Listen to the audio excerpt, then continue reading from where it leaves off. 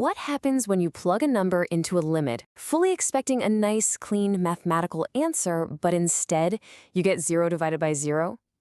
If you're studying calculus, you know exactly what I'm talking about. You've hit this exact wall. You run the numbers, the denominator zeroes out, and your calculator literally just throws its hands up in defeat. So what does 0 over 0 actually mean? Like, does the limit simply not exist? Or is it some kind of hidden trap set by the math gods to test your persistence?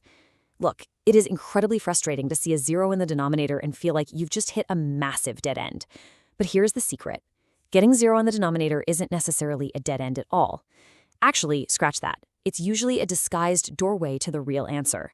And mastering this, it matters big time. Whether we're talking about applying calculus to real-world engineering, modeling physics, or, simply trying to save your grade on an upcoming exam. So, by the end of this lecture explainer, you are going to understand the core limit laws, the formulas behind them, and exactly how to apply advanced rescue techniques, like factoring and conjugates, to solve limits that seem absolutely impossible at first glance. Okay, let's dive right into Section 1, the basic toolkit, and direct substitution. Before we can start disarming those mathematical traps, we really need to assemble our basic toolkit, right? We have to know the rules of the game. And what's super interesting about these limit laws is just how logical they actually are. Think of evaluating a complex limit exactly like baking a cake. If you know how the individual ingredients behave, the flour, the sugar, the eggs, you can confidently predict how the whole baked cake is going to turn out. The limit laws work the exact same way. We've got the sum law, the difference law, constant multiple, product, quotient, power, and root laws. Basically, if you know the limit of function f and the limit of function g individually, you can easily find the limit of the entire equation. You literally just distribute the limit to the different parts. But wait, this is absolutely crucial.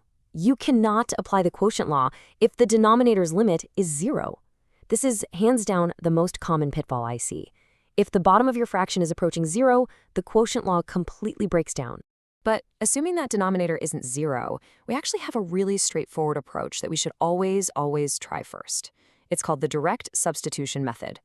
For polynomials and rational functions, finding the limit as x approaches a is often as simple as just plugging the number a directly into the function, because sometimes the easiest method, just plugging the number right in, is exactly the right one. Let's make this a bit more concrete with an example. Imagine we want to find the limit as x approaches 3 for the rational function 2x squared minus 3x plus 1, all divided by 5x plus 4.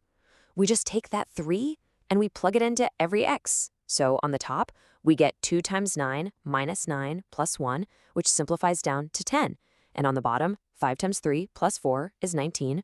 The denominator is clearly not 0, so our answer is simply 10 over 19. Pretty easy, right? But that brings us to Section 2, the 0 over 0 trap. Now, you might be asking, what happens if we use direct substitution and the denominator actually is 0? What if both the top and the bottom turn into 0?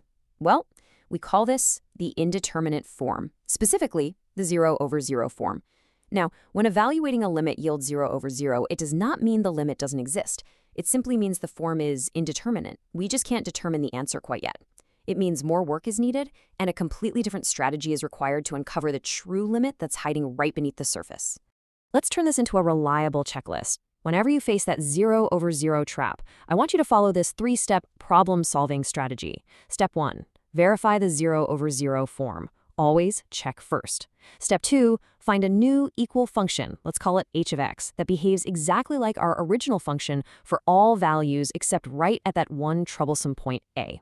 And step 3, apply the limit laws to our new simplified function. So how do we actually find that magical new function in step 2?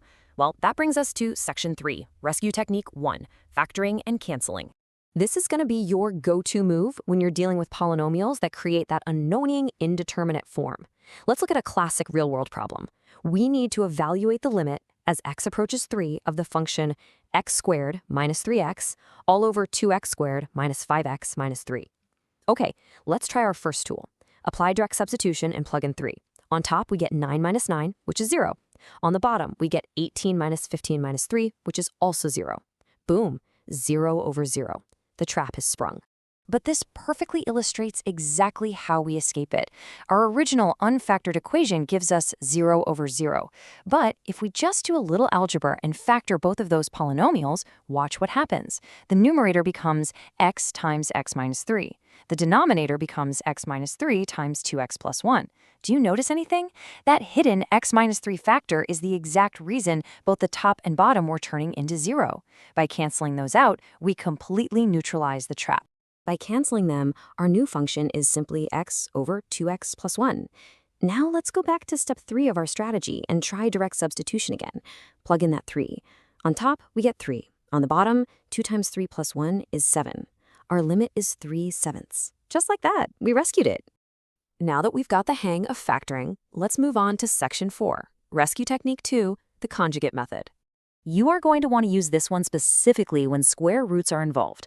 Let's walk through another example. We need to evaluate the limit as x approaches a -1 of the square root of x plus 2 minus 1, all divided by x plus 1. If you plug in -1 right off the bat, the top becomes the square root of 1 minus 1, which is 0. The bottom becomes -1 plus 1, which is, you guessed it, 0. Once again, we are staring down a 0 over 0 scenario, this time because of a square root. To rescue this limit, we're going to multiply the numerator and the denominator by the conjugate of the radical expression. The conjugate of the square root of x plus 2 minus 1 is simply the square root of x plus 2 plus 1. We expand the numerator out, which beautifully, almost magically eliminates the square root. But wait, this is absolutely critical. Do not multiply out the denominator. Leave it as x plus 1 times the conjugate. Why? Because we want to eventually cancel that exact x plus 1 term out. See, once we simplify the top, we are left with an x plus 1 on top and an x plus 1 on the bottom. We cancel that common factor. Now we just have 1 over the square root of x plus 2 plus 1. Plug in that -1 now, and we get 1 over the square root of 1 plus 1. The limit laws apply beautifully and cleanly to reveal our final answer of exactly 1/2. Now, I know what you might be thinking. A common student question here is, well, what about complex fractions? What if there are fractions literally inside my fractions? Don't panic. The exact same underlying logic applies. You rescue complex fractions by just doing the basic algebra to simplify them down into a single fraction first. Once you do that, it will eventually allow you to cancel out the problem terms, exactly like we just did with factoring in conjugates. All right, let's wrap this up with section 5, summary and next steps. Let's review your rapid-fire problem-solving toolkit to cement everything we've covered in this lecture explainer. Number 1, always try direct substitution first. Do not do extra math if you don't have to. Number 2, if you get 0 over 0, identify it as an indeterminate form. And remember, this just means more work is needed. It is not a dead end. And number 3, use factoring for polynomials or conjugates for square roots to cancel out the problem terms and rescue the limit. But before we go, let me leave you with a final provocative thought. What happens if a function is only defined from one side? Think about a square root function, which doesn't even exist for negative numbers. If we can't approach our limit from both the left and the right, do our basic limit laws still work? How do we even handle that? Well, that brings us right to the fascinating world of one-sided limits, which is exactly what we're going to be tackling in our next lecture.